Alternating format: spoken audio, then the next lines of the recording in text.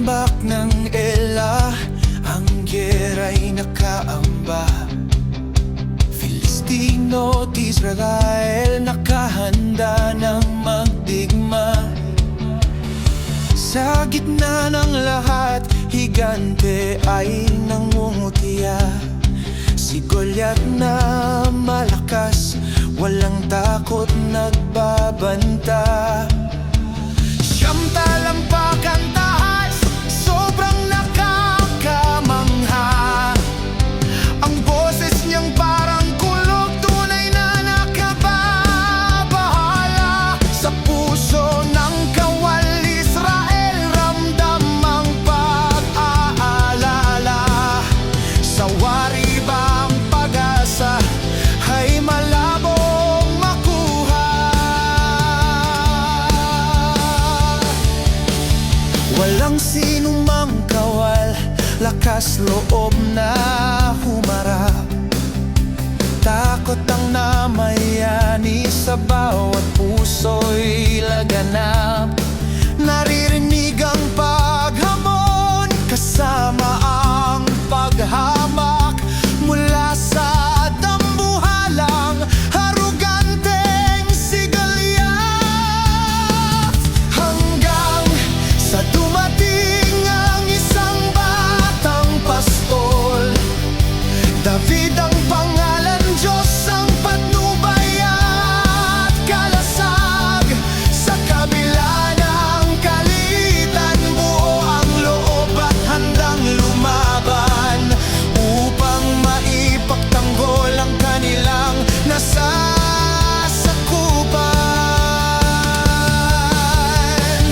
Kay Haring Saul lumapit, nagpahayag ng layunin, na si Goliath ay kaniyang buong giting na haharapin. Sa kabila na siya'y bata at walang armas na patalim, si David ay matatag na may maalam na hangarin.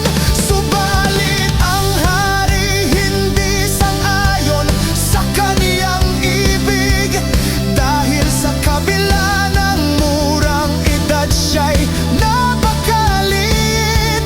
Ngunit anya'y mga leon at oso'y kaniyang nilupig, sa pagtatanggol sa mga tupang nasa panganib.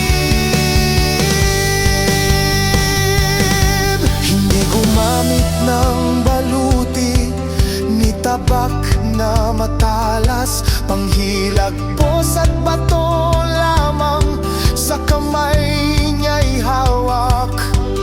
Pananalig sa Amang Diyos ang tangi niyang lakas. Sa higanteng si Goliath, hinding-hindi siya aatras. Hindi sa espada at lakas ang tagumpay ay magaganap. Ang sabi ni David, sa higanteng mapagmataas, sa pangalan ng Panginoon na kanyang itinataas. Sa kahit sinong kaaway, tiyak na mautas. At sumirit ang bato sa panghilagpos na mabilis, tumama sa noo ng higanteng nagitla sa paghagis. Bumagsak si Goliath